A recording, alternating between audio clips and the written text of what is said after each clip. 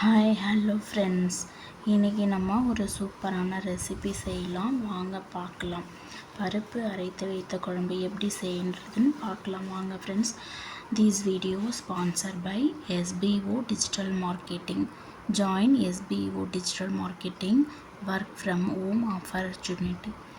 Use your free time to earn no fixed hours. Work at your convenience. Have a Facebook, Instagram or YouTube account? You are already eligible. Earn daily income with instant payout. Start from day one. Send your name and qualification on WhatsApp number and get full details instantly.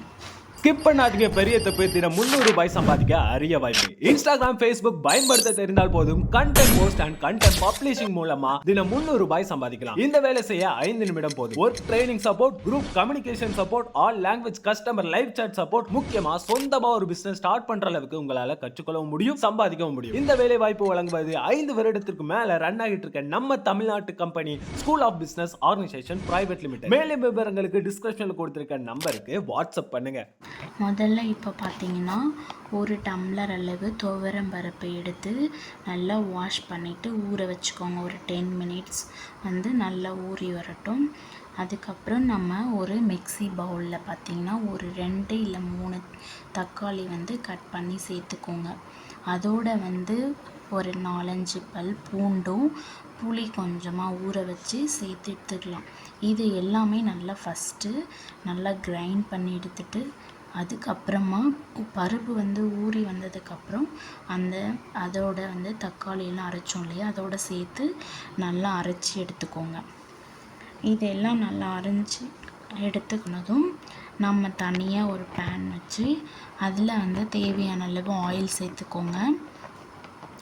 Oil நல்லா காஞ்சதும் தேவையான கொஞ்சமாக கடுகு, சீரகம் இது சேர்த்து நல்லா பொரிஞ்சு வரட்டும். அப்புறமா கொஞ்சமாக கருவேப்பிலை.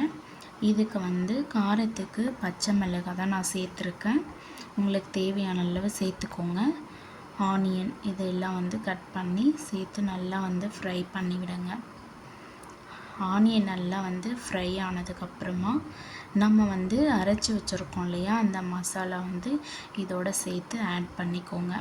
நம்ம இதில் எக்ஸஸாக பார்த்திங்கன்னா இந்த ஆனியன் சேர்த்துறதுக்கு முன்னாடி ஏதாவது ஒரு பச்சை பயிரோ இல்லை காராமணி இந்த மாதிரி ஏதாவது ஒரு இது அதில் கொட்டை சேர்த்து வறுத்து அதோட வேக வச்சு சேர்த்துக்கலாம். இல்லை முருங்கைக்கீரை இந்த மாதிரியும் நீங்கள் சேர்த்துக்கலாம். நான் எதுவுமே சேர்க்கல, அப்படி செய்கிறேன். உங்களுக்கு இஷ்டமாக இருந்தால் தேவைப்பட்டால் சேர்த்துக்கோங்க.